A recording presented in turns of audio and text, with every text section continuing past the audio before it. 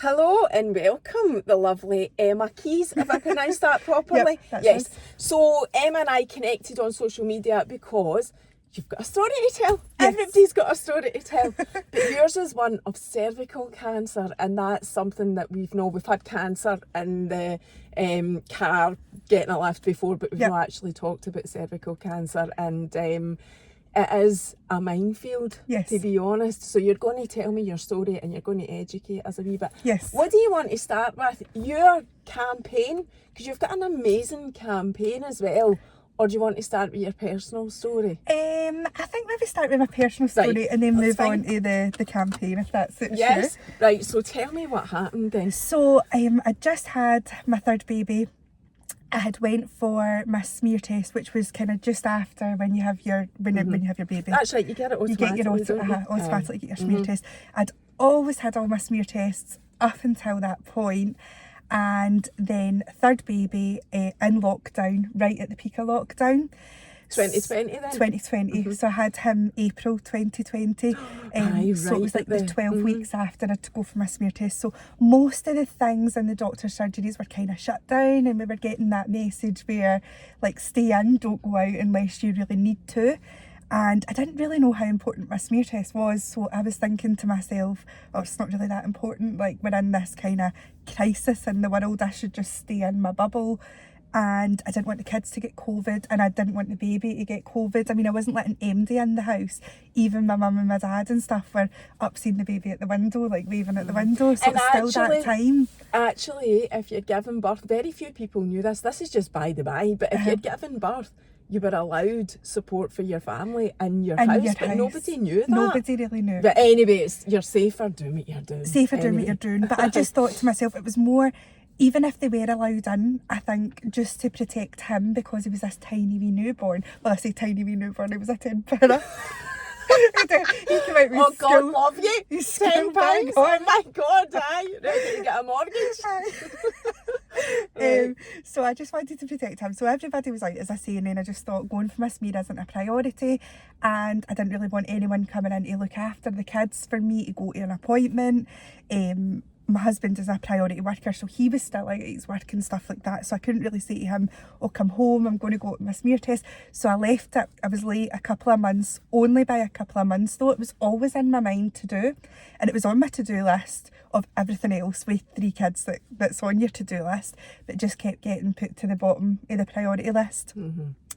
And I went on Facebook and I saw a lady who had shared her story, and she had cervical cancer, and her diagnosis was that she didn't really have very long left to live, and she had children, and her story just really spoke to me.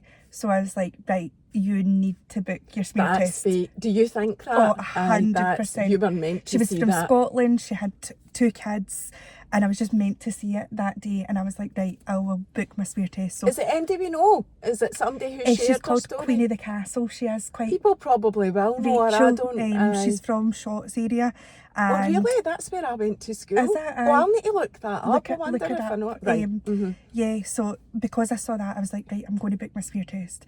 So went in for my smear test, and I got my smear test, came out, weight off my shoulders, that's that done. You know, nothing's ever going to come back of it. Like, I'd heard Rachel's tragic story, and I was like, well, you hear about these things, but it's never going to be me.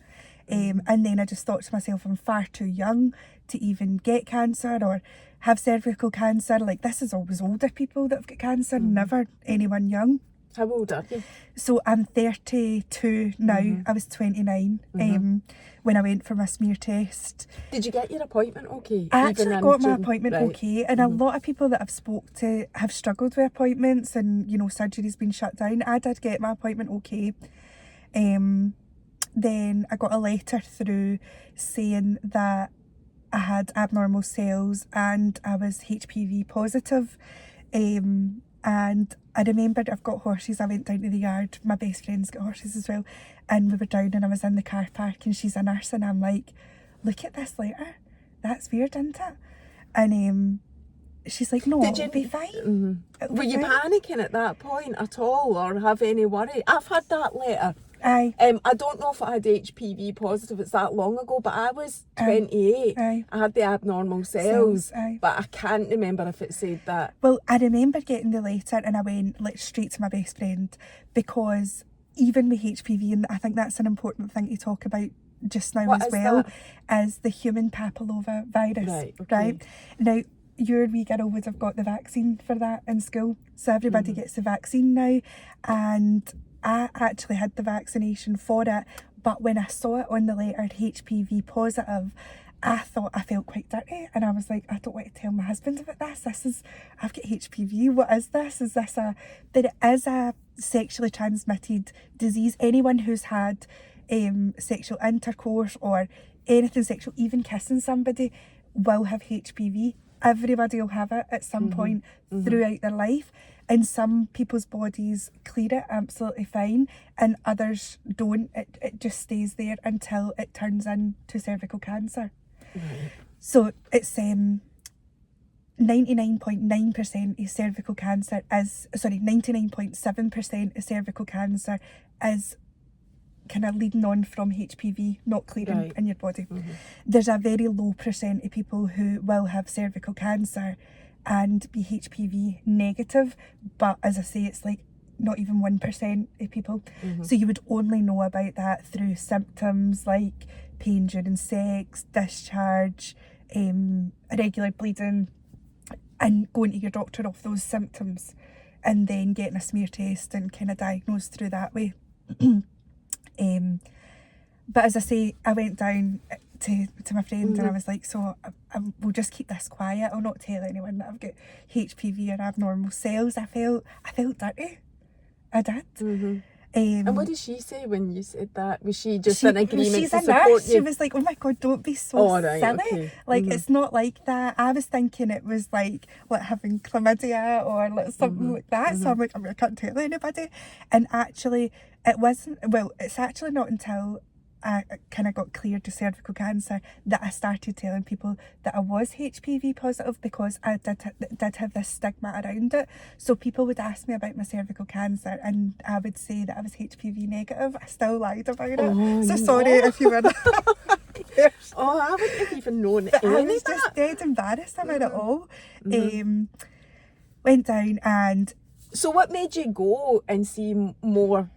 Like, did you respond to the letter? Even though you were mortified, you told your pal and said not to tell anybody, you still took action. Well, I got my letter through, and then following that letter, I'd got an appointment for the coloscopy to come through to go to Haymeyer's gynecology and get that. So I thought, worst case scenario is going to be, you hear about people having precancerous cells and that's what I heard. you know how the treatment, you get that away. So I thought, I mean, worst case, I've had all my smear tests before, they've been clear, so I'll just need to go to this appointment. It'll probably be a bit uncomfortable and I'm probably going to get treated for maybe precancerous cells, or maybe they'll just watch me and keep me under kind of observation for a wee while. So I wasn't expecting anything else other than that.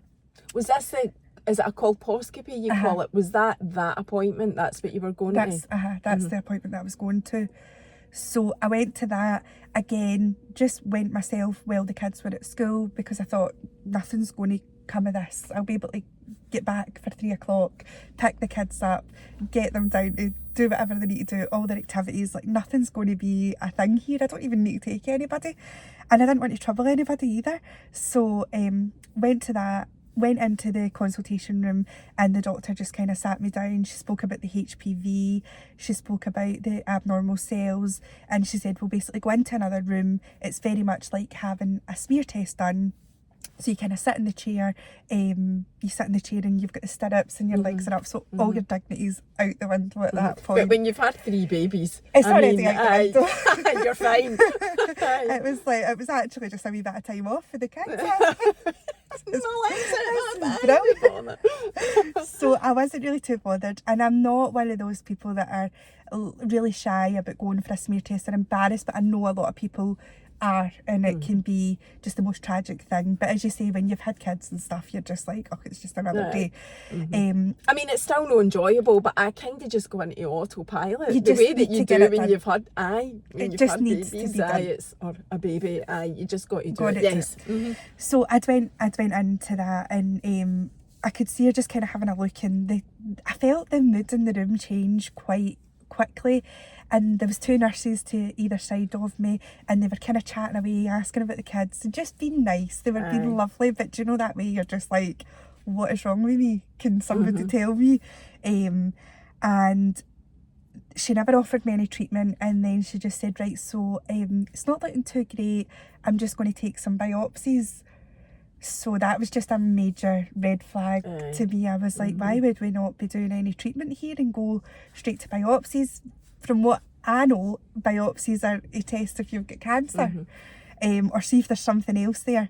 And then I'm thinking, surely not. So, and I've got a dead high pain threshold, but I'm a wee bit of a fainter. So got the biopsies, got that done. It was uncomfortable and it was a bit sore, but it wasn't horrific. And it was one of those ones I'm going, well, again, you just need to sit and get it done. It's something that needs to be done. The doctor needs it done. And then once you get this, a weight will be lifted off your shoulders because you know you'll be fine and you've done it, and that's it.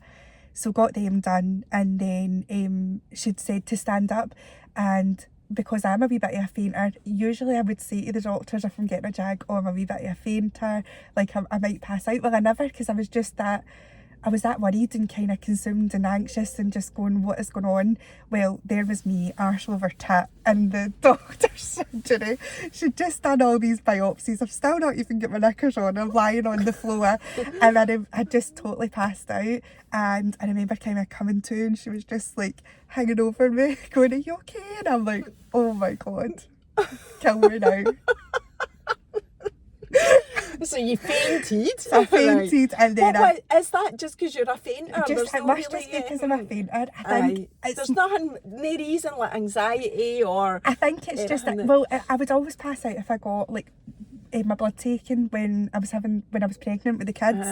So it's just obviously one of these things. I think I get so anxious about going in for any health procedure that I work myself up that much, and then the relief once it's done, I'm either sick or I faint.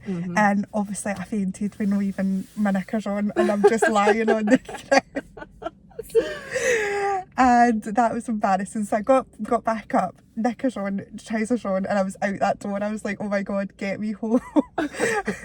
So I wasn't really sure what was going on. I didn't know how long my biopsies were going to take, what I was waiting for, because I had been so embarrassed as well. And I was just like, right, I'm out of here.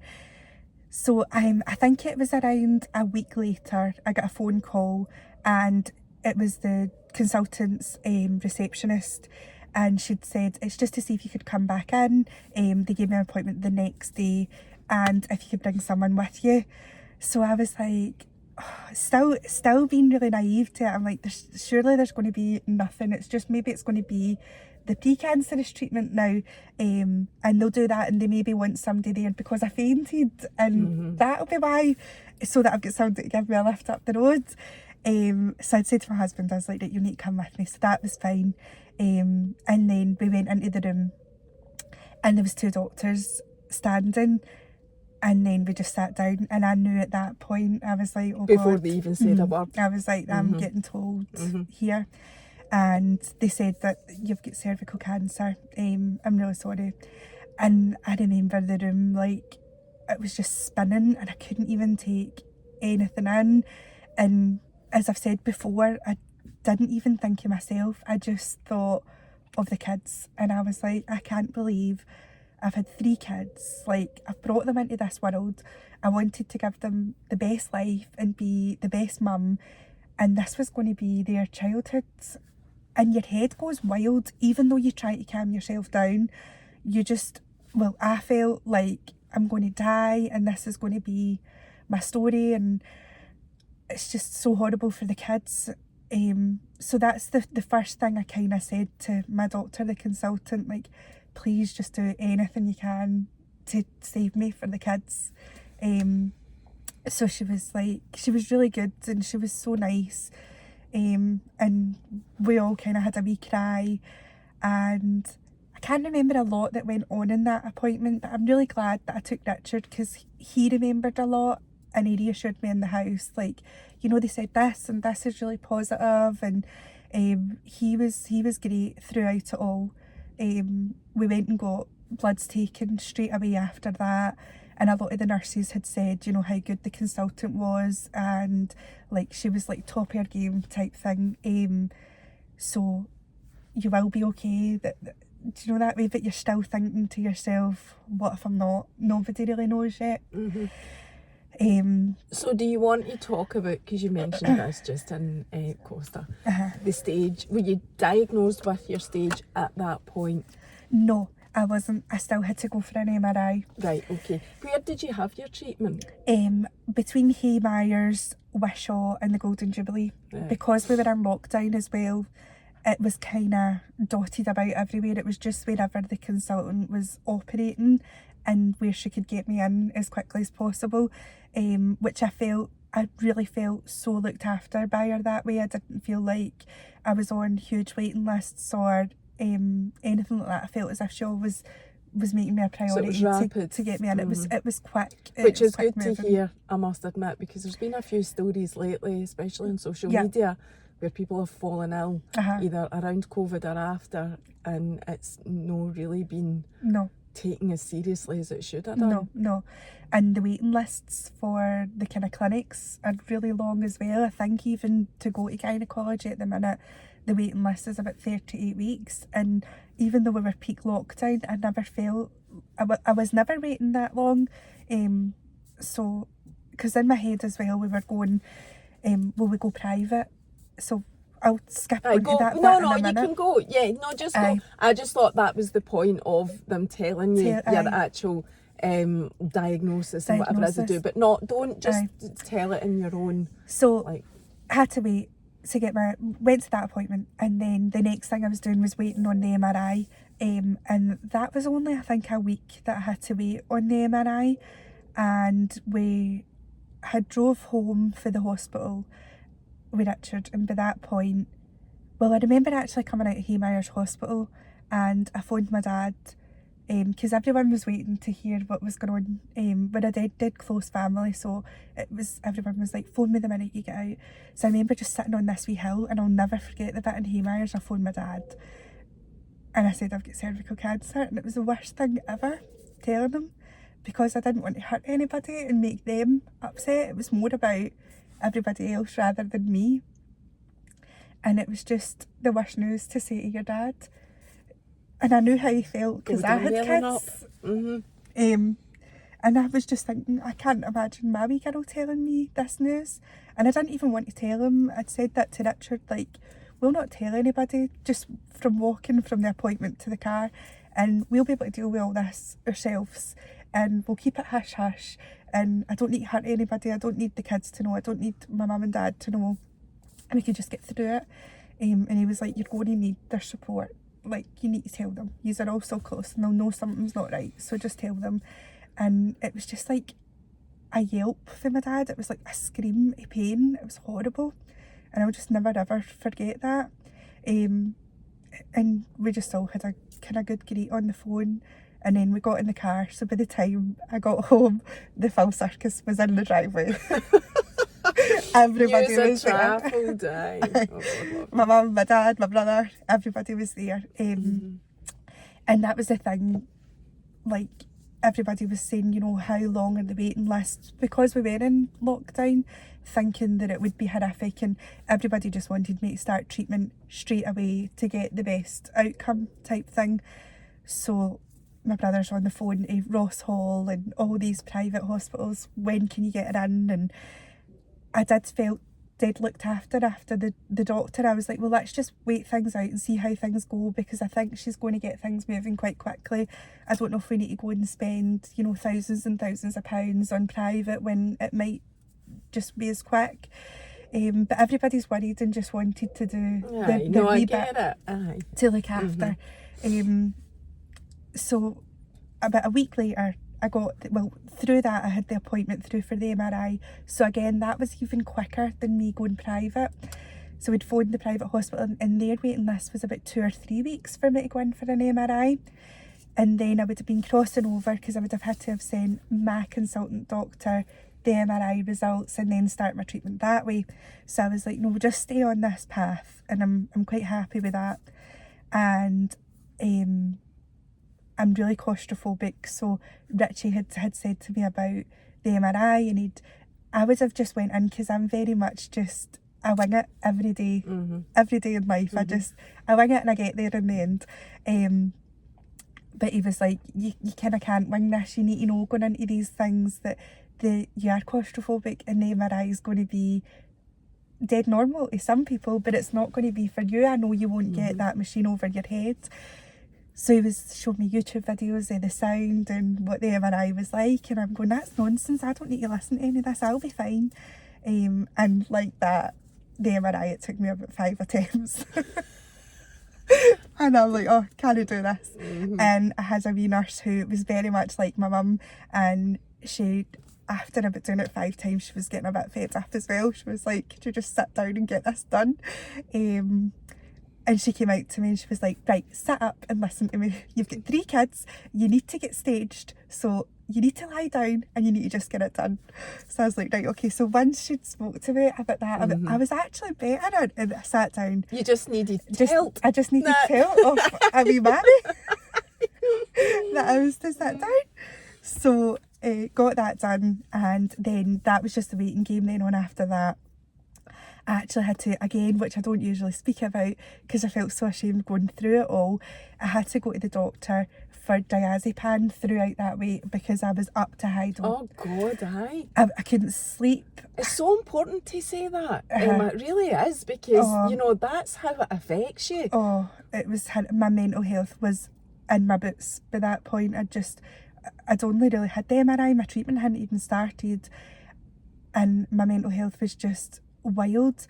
And also my husband's got his own business which I work in as well, so I wasn't there. I wasn't able to do the normal stuff, and I do the invoices and all that kind of stuff for him. I couldn't function to do any of it, so he had that on his plate as well, trying to keep the business running, because that's what makes money for our family and our kids. And essentially when you're self-employed, that's what puts the food on the table. So he still, it wasn't just if like, you're no working, you're no earning, and self-employed people will relate to that. You need to so keep we were going. like, as much as I was going through a horrific time at home, and I would have loved him to just be there 24 hours a day helping me with the kids, he still had to go out and work and pick up the pieces that I wasn't able to do in work. And then I had to function with the kids, which I thought was the hardest thing. Like, even just when they wanted a diluting juice and their dinner, it was like the biggest tasks, because in my head I was just thinking about treatment and cervical cancer and just this horrible feeling that I was going to die, and who was going to do all this for them when I wasn't there, and how's everybody going to function, and just so worried through it also. And then not sleeping at night, I got the diazepam to help me to just kind of try and switch off it all until I knew my staging and what my treatment plan was. And a lot of people who have had cancer have said the waiting in between things is the worst points. The actual going for the treatment and the pain and anything else that you go through, you know that you're kind of working towards something and you're that one step further ahead than what you were before, so it's easier to cope with. But the waiting in between, where you're helpless and you're just waiting on doctors looking at MRIs and, you know, them talking and about not your treatment knowing, plan. not knowing. I mean, that's know. probably the most pivotal point of the whole process. That from knowing that you've got cancer to then getting the diagnosis. I mean, the stage is so important. I mean, everybody knows that. That's something that's out there. That, I mean, I can only imagine. Yeah. So, and going on to my staging, as we were talking about in Costa as well, everybody has such a different treatment plan. Even, you know, people that are getting staged at the same as you in the same hospitals in the same area, like Scotland, the treatment plans can be so varied. It is kind of specific to you. And as I said, I don't really share what stage I am now, because for one reason, I don't want to worry people on what stage that they are if they're listening comparing, and relate to my story and think, oh well, I'm that stage and that's definitely what I'm going to get. I don't want to cause worry with raising awareness or But I think the best thing you can do is be honest and open about your journey, right? I always feel, and that crosses, we're doing what I do, right? And I share loads of stories, people's stories, to raise awareness. Yep. There is always that element of when you're raising awareness that you might cause worry. In somebody's life, right? But my personal view on that is, I would rather personally be worried about something to then go and see a specialist to then be told I've nothing to worry about. Do you know what I mean? I'd rather be in that. And that's how I think about it when I'm sharing these stories. I just think, I get it causes concern. But ultimately, knowledge is power. The more you know, the better position you're in. Well, I mean, look at me. I wouldn't have went for my smear test as soon as I did, and I probably would have kept putting it off if I didn't see Queen of the Castle raising awareness and sharing her videos. Even though she was going through the worst time in her life, it made me go and get my smear test sooner than I probably would have.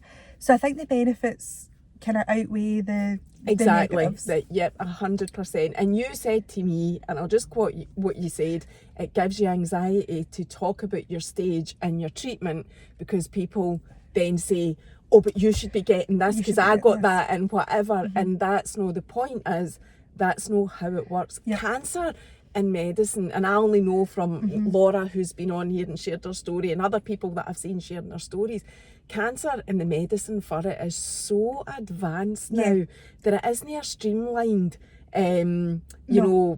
treatment for everybody. It's tailored very much to you and your needs. So that's why you can't really compare somebody's stage and your treatment and vice versa.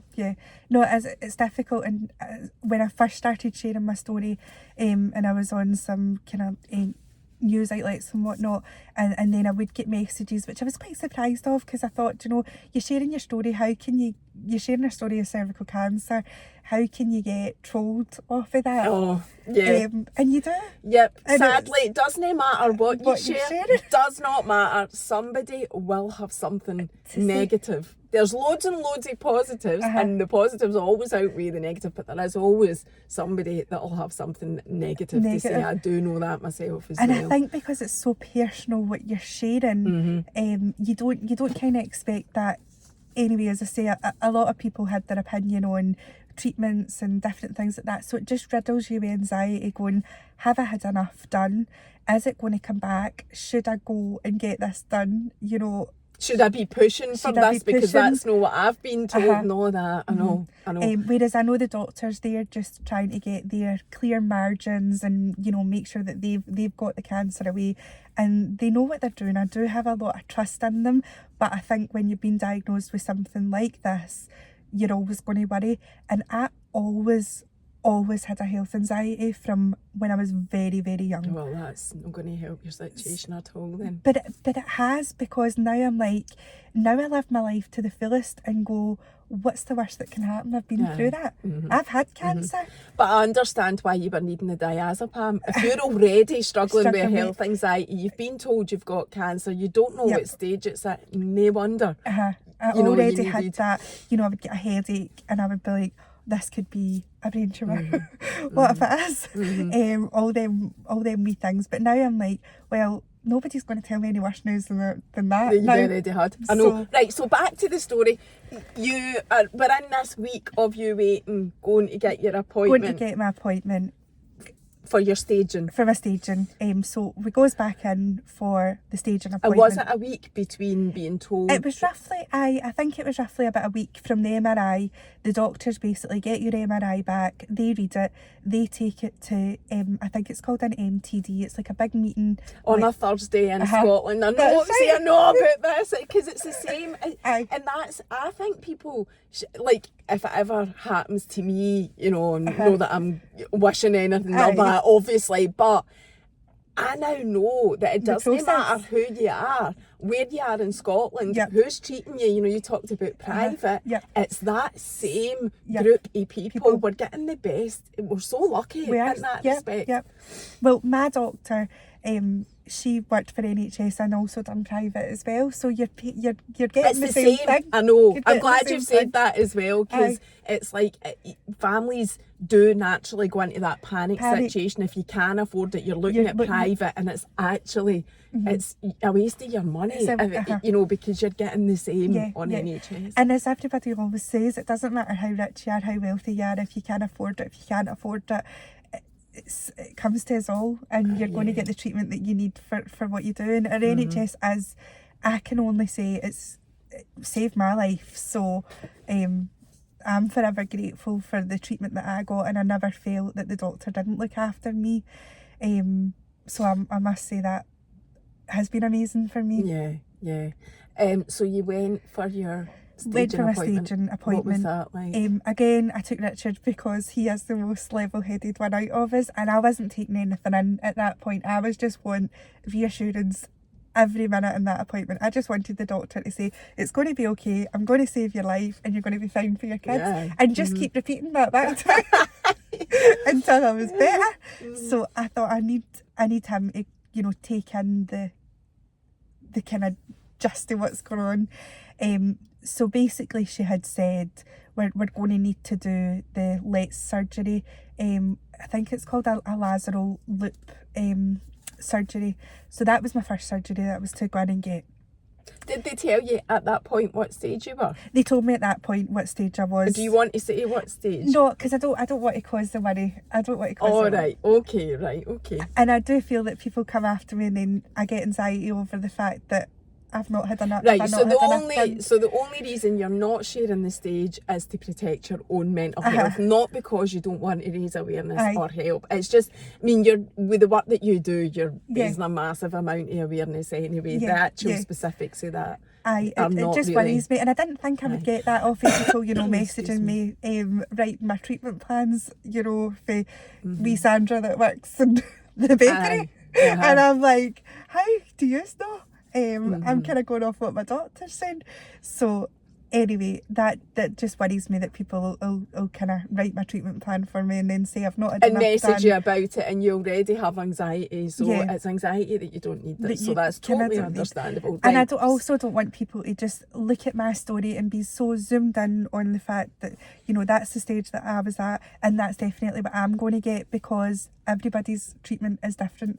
And you know, even people that have been diagnosed, as I say, at the same stage, you know, end up getting completely different treatment as well on top of that. So it's just, I suppose, how things go during your operations and your biopsies and, you know, all things like that. So anyway, right, so you got your staging done anyway at that point, and done. then then I was to go in for the lateral loop.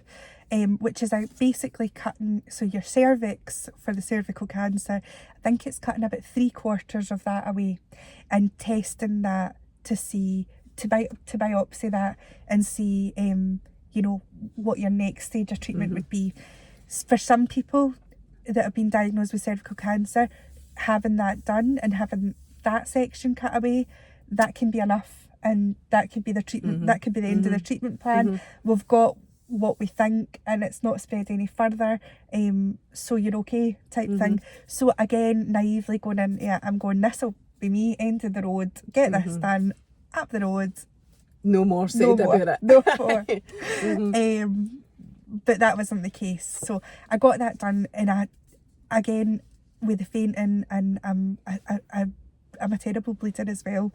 So when I got that surgery, I was bleeding on the surgery table quite badly, and when I came round in the theatre room, I was like wrapped up in a tinfoil blanket. I was in shock. It was horrific. That was probably one of my easiest operations, but my worst recovery ones. I just couldn't quite come to in that one. I was kept in for a wee while because there was such a loss of blood and things like that as well.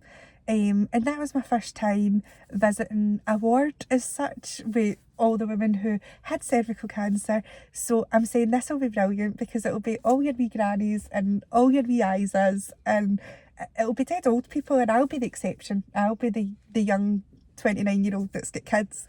There's not going to be a lot of girls in there that are my age, and I was absolutely shocked at how many girls were my age and getting treatment for cervical cancer.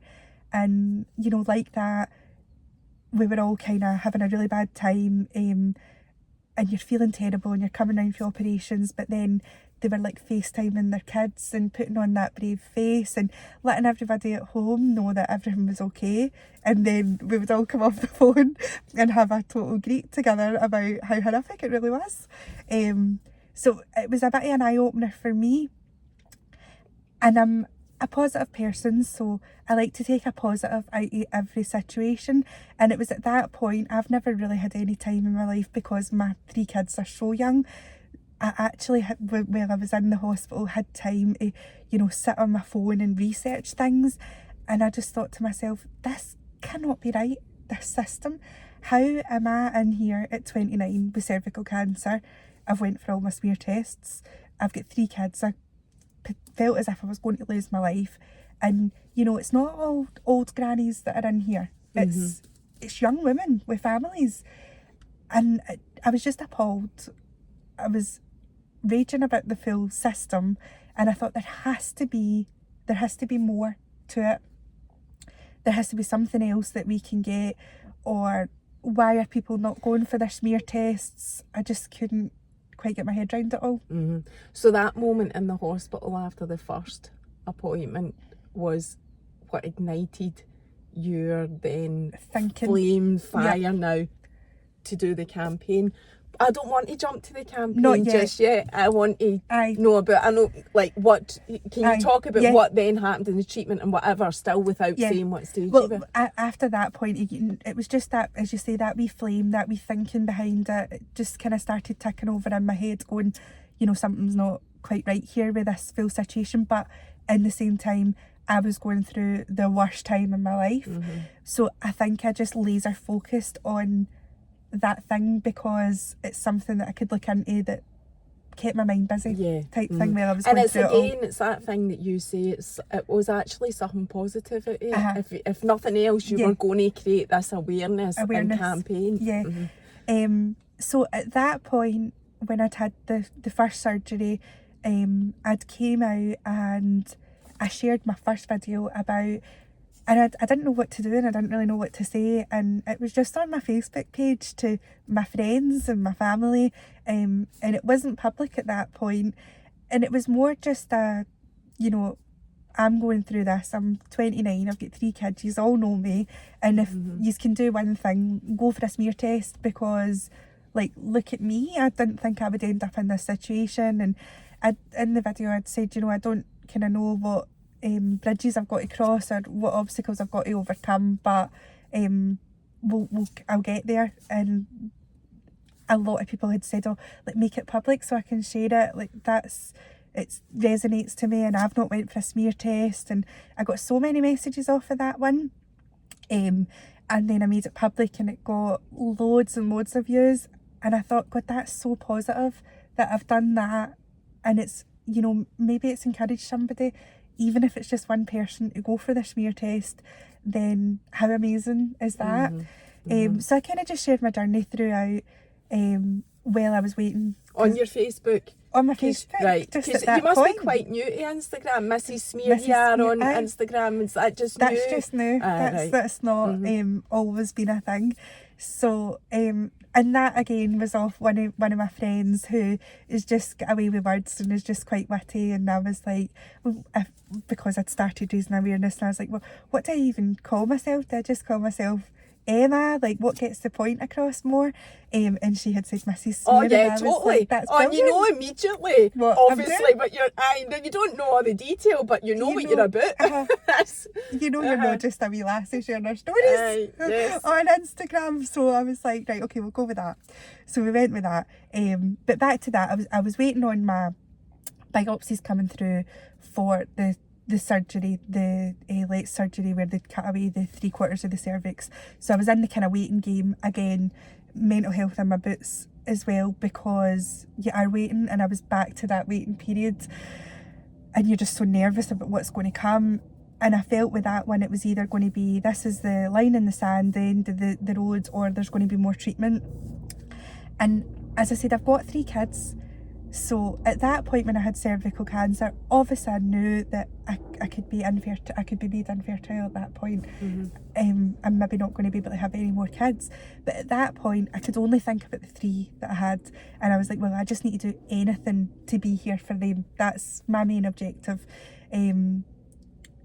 But I would have probably been that kind of 31 and counting woman. I would have kept on having children. I would have just kept going. I would have never stopped. I would have never felt done. So anyway, skip on to the doctor, went back in again, and she had said to me, we need to do a total hysterectomy. So you will be infertile. You won't be able to go and have babies, and it might throw you into early menopause. But the good thing is, I think that's all that we're going to have to do. But we would need to go in and, do your surgery, try and find a clear margin. And if we get a clear margin, then it should just be the kind of road to recovery, and you won't need to have chemo, brachytherapy, anything like that. And I think that was one of the main things that was worrying me, because at home, such a big figure. I look after everybody at home, the kids, and he just goes out and works and does his thing. So I thought, well, how if I go through chemo and I'm very, very sick and I'm in my bed, how is everybody going to cope? How's the kids going to cope? I didn't want them to see their mum be not well like that. And my 2 wee boys were at a good enough age that it probably wouldn't have affected them, and they wouldn't have really have known what was going on. But my wee girl, she would have been about 7 or 8, and she was really aware of everything that was going on. So I was just really worried about them seeing me being sick and going through all that. So really wanted to try and avoid that, as everybody does. But if it had to be done, it would have had to have been done. And I know as a family, we would have got through it. My mum would have helped. My mum would have probably have moved in and took over my role type thing and got us there. So I'm so lucky that I had that support there, because a lot of people going through this, they don't, and they're young girls who've got children, and they're having to go through that treatment on their own and function as a mum or go to work, whatever it may be. So the hysterectomy was recommended, and then I think it was about 2 or 3 weeks later, it wasn't that much longer, that I went in and I got the total hysterectomy. And that surgery was a lot better than the last one. I didn't wake up in a tinfoil blanket this time, and came round, and the doctors kind of came round in the morning, as they do, to kind of update you. And they had said that they thought that they'd got a clear margin. So even now, I'm just like, how lucky am I that I didn't have to be going through chemo and I got a clear margin, because I didn't feel like it was going to be my story. I felt like I was going to die, and I was just waiting on somebody telling me. And I just couldn't believe how lucky that I was, that they were saying, that's it, that's you type thing. You can go up the road now. And that was the point, you could go up the road and it was alright. That was like, how can I just go now? There was a few complications with my surgery, and I ended up having to go back in because I lost my hearing and got a really, really bad headache, and I just couldn't stop being sick. But that was to do with the spinal that I had when I had my hysterectomy. I think it's something to do, I think it can happen when you're getting an epidural, when you're having a baby as well. Sometimes the fluid kind of leaks in your spine. So anyway, I had to go in and go back down to surgery, and they took blood for the back of my hands and injected it into my spine until things lifted and I kind of came round. And then I went home, and it was just kind of the road to recovery. I think it was about 6 months that I waited till I went back in to see my consultant, and she done, well, now I'm under every 6 months I go for a vaulted smear, and she kind of checks everything. And so it was really, from going from these small waits in between the operations, I had this huge amount of time, 6 months to wait to know that everything was okay. How did you cope with that? That was hard. that I was would imagine so. hard. And at that point, I'd made all my decisions really quickly, like getting the hysterectomy. The minute she said I recommend a hysterectomy, I was like, well, where and when do you want me? Take me now. I'm fine to get everything whipped out. As some of my friends say, you've been gutted like a fish. I know. But I was fine with that at the point. But once everything had kind of settled down and the dust had settled, I was like, I can't have kids anymore. That's me, and I was devastated with that. I was still so grateful to be there for the 3 that I had, and I know a lot of people don't have that outcome, but there was a lot of processing to do at that point. And I think when you're in the midst of being told that you've got cervical cancer or any cancer, you're just kind of in coping mode at that point, whereas I had all this time now to wait to see her again for 6 months and didn't know how things were going to be. It's just accepting your reality every step of the way as well. Yeah. You know you're grateful to be here and the 3 Yeah. kids that you've got, but your reality is, as with many women, not me, I might add, that do want to have loads and Yeah. loads of kids. Yeah. You know, that's a big deal. That is a big, Mm-hmm. it is. And like now, I still feel it when I see wee babies, and I'm like, oh, I'd love to go back to that, but I can't. And it's been taken away from me because we've got all these harsh treatments that we shouldn't be getting, you know, and that's what leads me on to my campaigning. So just before we do that, you're completely fine now. completely You had fine. it completely removed, Yeah. and luckily for you, there was no other follow-up treatment. No other How follow-up. often do you need to go back to get checked? Every 6 months. Right. I get the voltage And- smear. And in my first one that I went back for, I ended up, the doctor went quite quiet again, and she was having a good look. And I was expecting everything to be fine in that appointment because, I'd been through the worst, right? So I never took Richard to that appointment, even though my past with fainting and everything, you think I would have. I never, but she found polyps when she went in that time, and she just treated them straight away there and then. It actually wasn't that sore, and I never fainted. But again, I wasn't expecting anything else to come of it, even though knowing my past. And I'm like, so that was a bit bizarre. So now you know that anything's possible. Anything's I suppose you now possible. go in with no expectations because you've You're learned. just like, how can I've just had a hysterectomy Aye. 6 months ago. You've took I don't think I've got anything left, Aye. and then I've got this. Where is it even attached to? Yeah. Type thing. But anyway, that happened, and since then, well, I'm 32 now. I was 29 when I was going through and all that. So I've been going to my every 6 months, and everything's been clear and everything's been fine. I don't think she could tell me enough that everything's clear and everything's fine when it gets to the 6 months point and I'm due one of those appointments. I'm just so glad to see the doctor and he confirm That everything's okay. I It's- can understand that as So- well.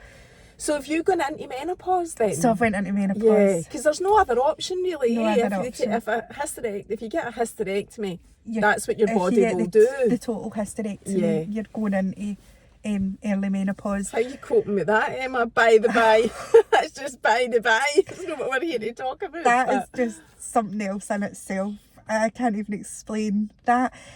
And I think it's dead important to say, and I thought about this last night, and I didn't know if I was going to share this, or I knew I was going to go into menopause, and the doctors had said, you're going to go into menopause. So I was expecting to go into menopause. It hit me like a ton of bricks, and I thought that I wouldn't need HRT, and I could just, again, That was my wing it. next question. I was going Don't to need ask anything. you. I'll be absolutely fine. No, I wasn't. I needed HRT. And again, I didn't want to speak about this because I don't even know if I've shared this with my husband, and I've certainly not shared it with my kids. But I hated everybody, and the doctors had warned me about that.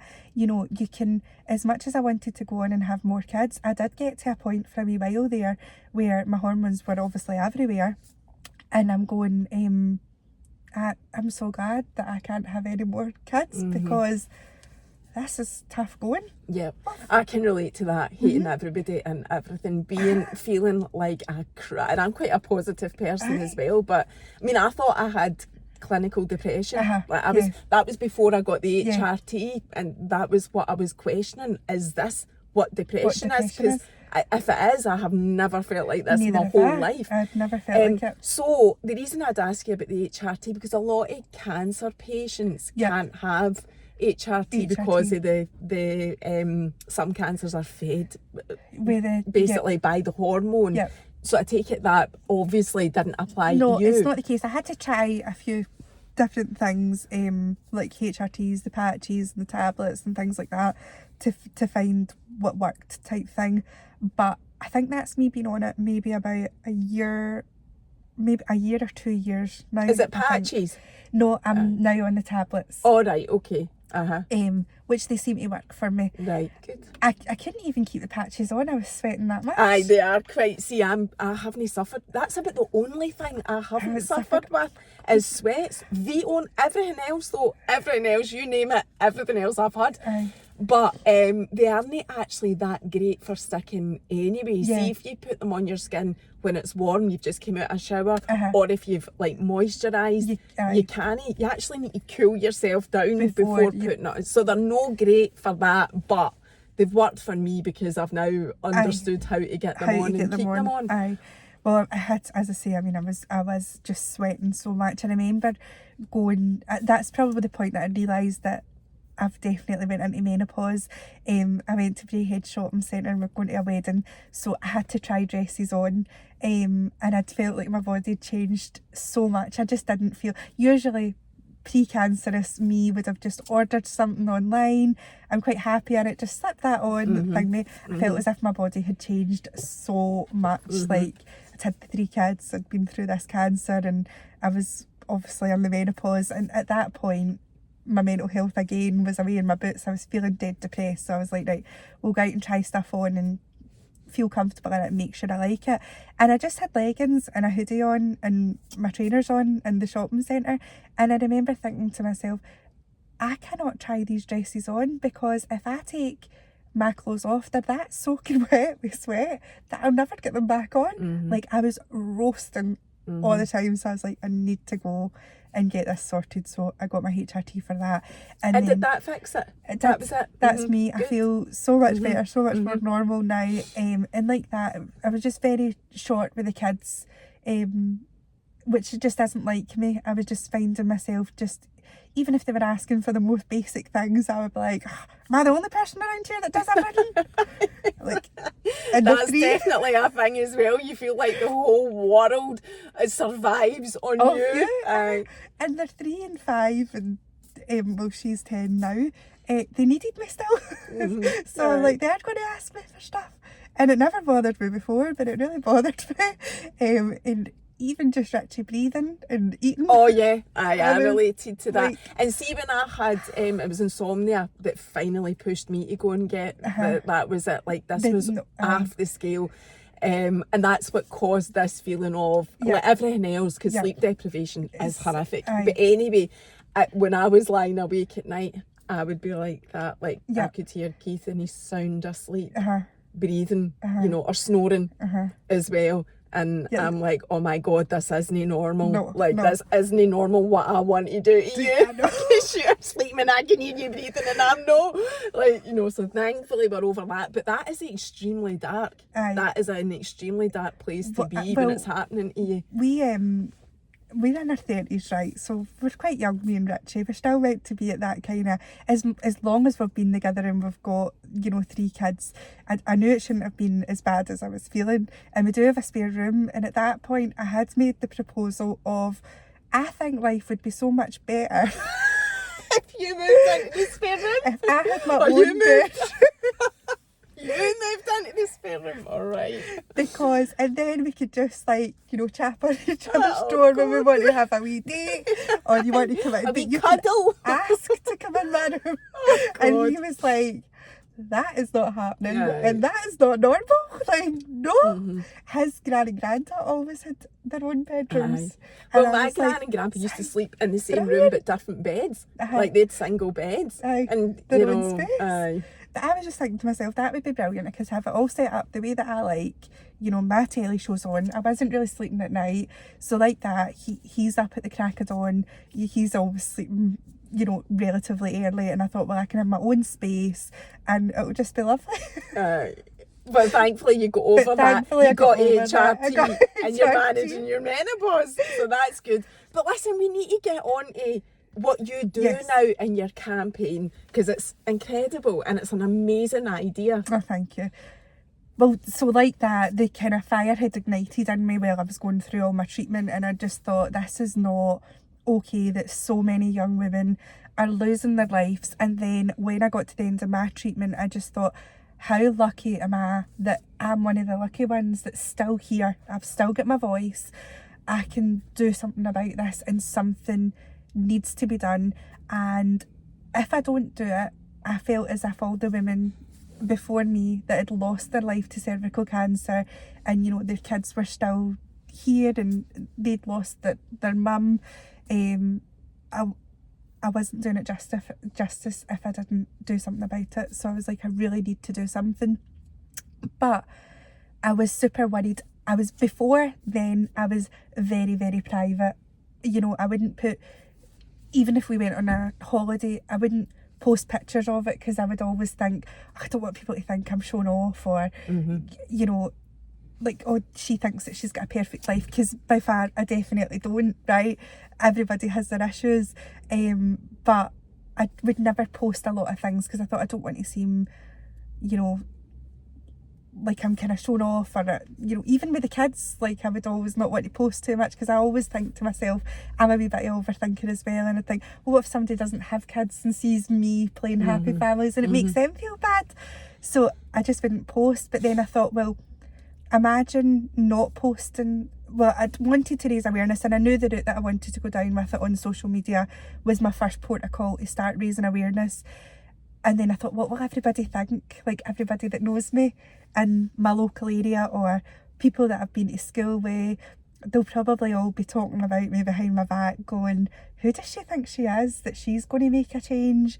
And, you know, I'm just wee Emma for Uddingston, like, how can I make the government make a change? And then But it's the wee Emmas for Uddingston that do make these changes. That do. So I just thought, do you know so what? So let them say it. They'll say it anyway. I did. I just got to a point where I was like, fuck it. If they want to talk about me, they can talk about me. But imagine having this kind of idea in my head, wanting to raise awareness, and not doing it because I was embarrassed at what people thought or what people were going to say about me. So that was me. All the profiles were public, and then Mrs. Smear was created. Mrs. Smear was. And how long have you been doing that? I think that's maybe about a year and a half now. Right. Probably.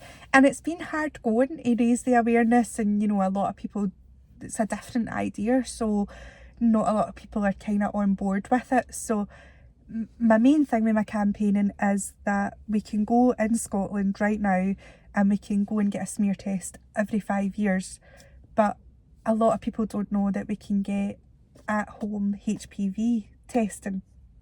So going back to the start, is what I was saying, is HPV is the cause of most cervical cancers, because the HPV virus hasn't cleared.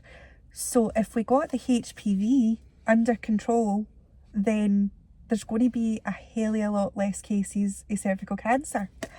So I'd started looking into everything, you know, other countries, what they were doing,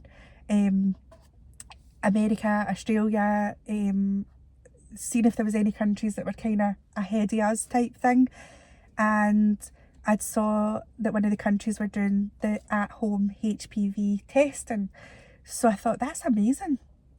You can do that in your own house, very much like the bowel testing that comes through your door for men and women. I know you've posted about yourself. I've done it, yep. And you know, you've got that reminder through your door. And that's quite difficult to do, your bowel testing. I think there's so much more to that than the at-home HPV testing.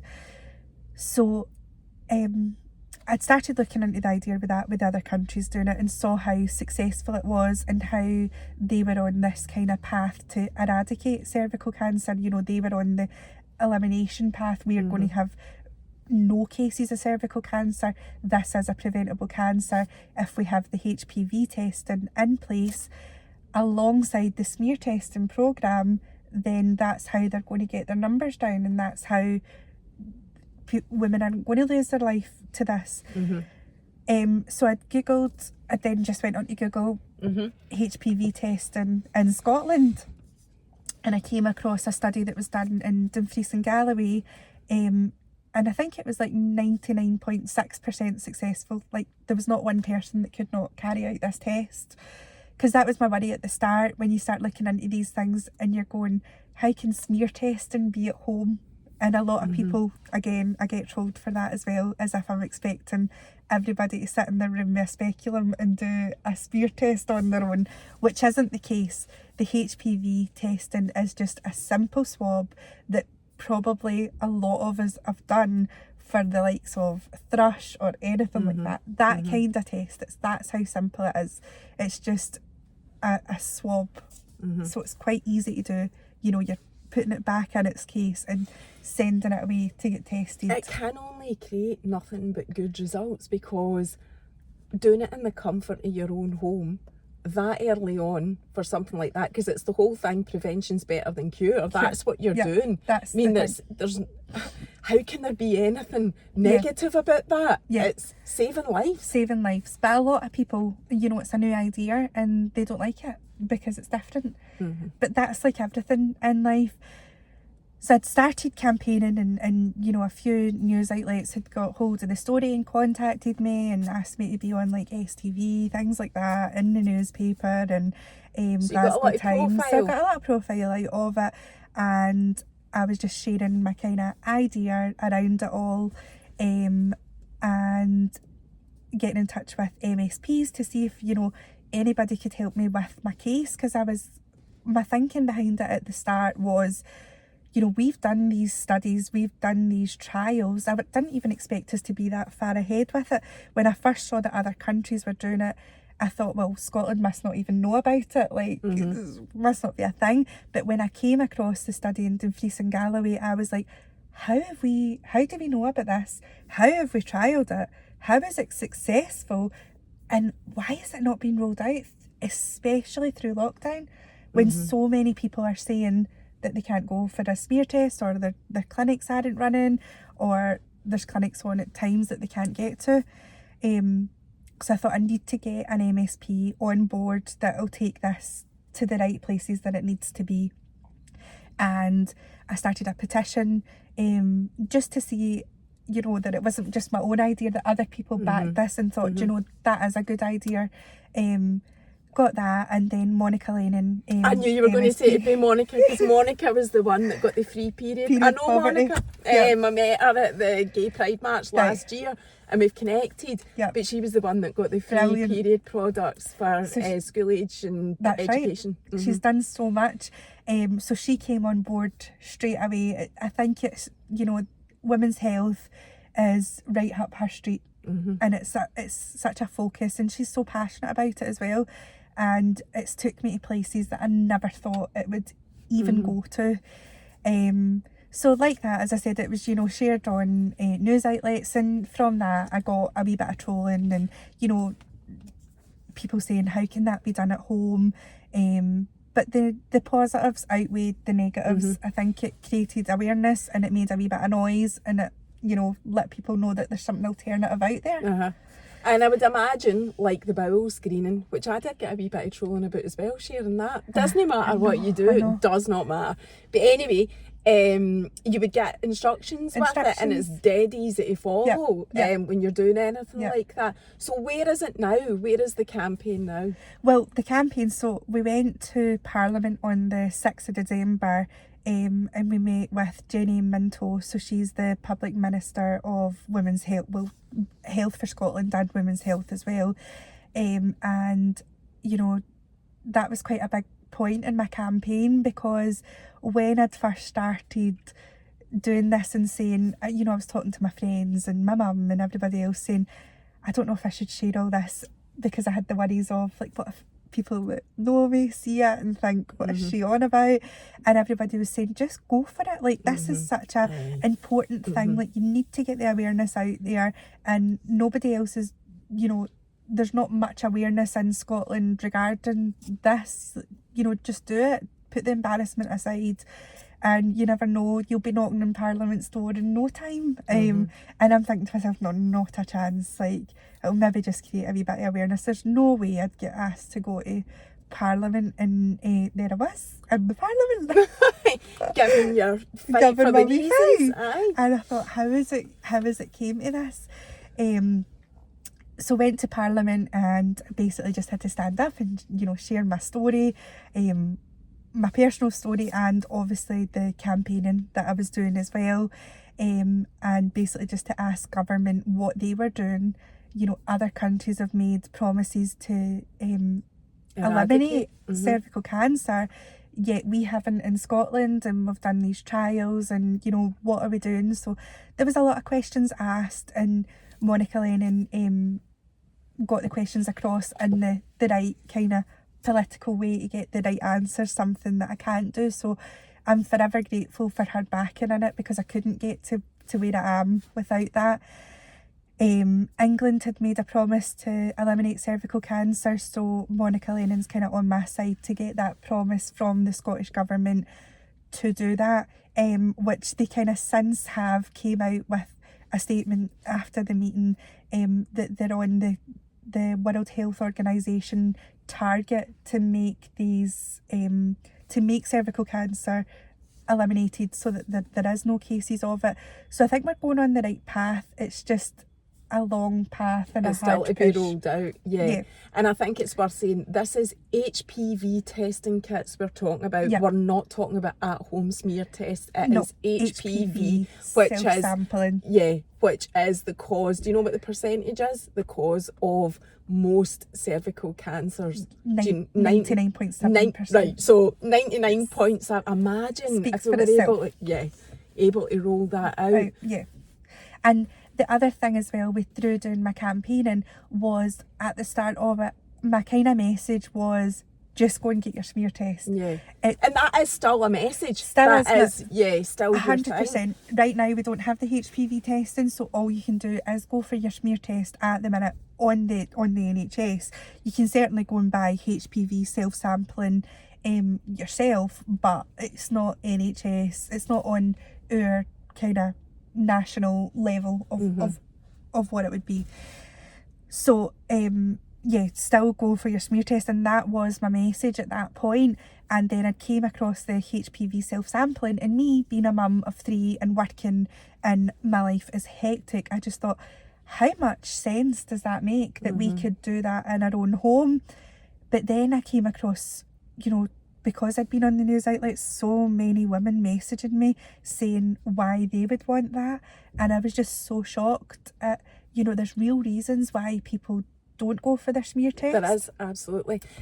Which I couldn't get my head around, because at that point of me being told that I had cervical cancer, naively, and I take it all back now, I would think to myself, how stupid are you if you don't go for your smear test? Like, it's going to be the difference between you getting treatment or you having cervical cancer. Like, we all need to go for this. But then I'd had people who had been like victims of rape, and they just physically couldn't go for their smear test.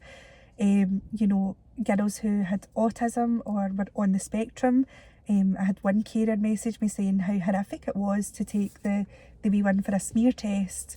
Well, I'm saying the wee one, take the women for a smear test, because it was so traumatic, and the processing of people on the spectrum, they couldn't process why they were there, what they were doing it for. Whereas, you know, maybe if we had HPV self-sampling at home, and they're in their safe space, and someone's spoke you through, these are the instructions, do you want to go and do that yourself, would you like me to help you?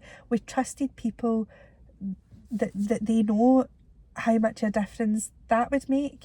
So disability wise as well, it's inaccessible for some, and it's just a case of they don't go because going for a smear test isn't an option.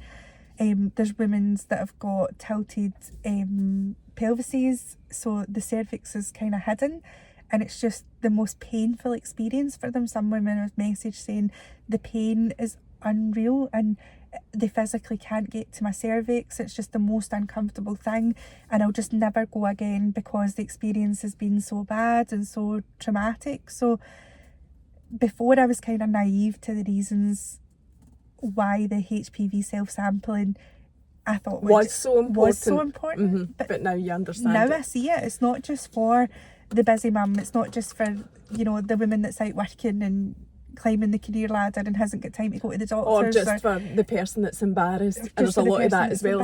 There's actually more than that. There's actually more than that. So why do we not have that in place?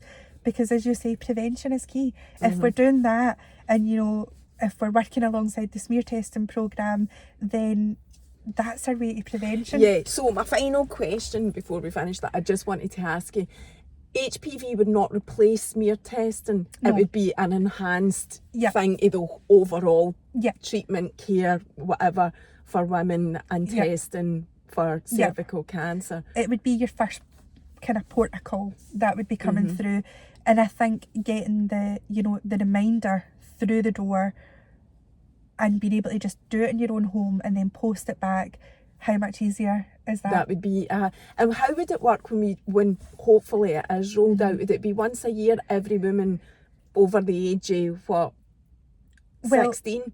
It's there's so many different varied ways that they can do it. So I think basically now, I don't know if I can say this yet, but well, maybe I can if it comes out in about 4 weeks' time. I'm kind of trying to get into the expert group in the government who are working, who would decide the thing. So they need obviously consultants, doctors, they need politicians, but they also need people with lived experience of cervical cancer.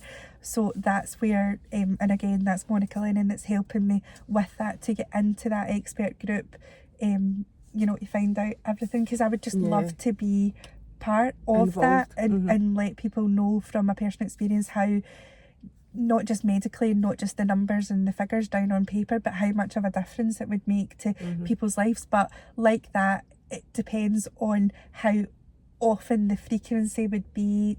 I think with the trials that's already been done in Dumfries and Galloway, they would need to take away a lot of the data to create this is how often it needs to be done, and how effective it would be in that time. However, I would go on the case of, if I'm in that expert group, you cannot test somebody enough. Why can we not do this annually? Because if you've done it annually, you're going to have more chance of seeing if somebody's body is actually clearing the HPV virus. It would just provide so much information on the whole thing. 100%. I just don't think you can test enough. That's amazing that you've been in the Scottish Parliament and that ball is rolling and Monica's involved and whatever. It'll happen. It will happen. It's just a matter of time. But I suppose, the main thing to come out of this is, please, if you can, go for your smear test till we get this. Until we get this in place, and you need to go for your smear test. And the nurses don't care. And the doctors, the medical staff, they absolutely do not care. No. What you look like, because they see it every day. Everybody's different, you know, and you go in, and if you do have any worries, share that with the nurses and they'll be more than happy to make you comfortable. But as I always say, you know, going for that 2-minute smear test is so much better than having to go through any harsh treatments. Any treatments. Well, listen, thank you. Thank you so much. My first one on cervical cancer. Can't talk about it enough. I totally agree with you. And we'll be, I'm going to tag you in all of that anyway, so people will be able to follow you and follow this whole campaign on your page. And good luck with it. Thanks. Bye. Bye.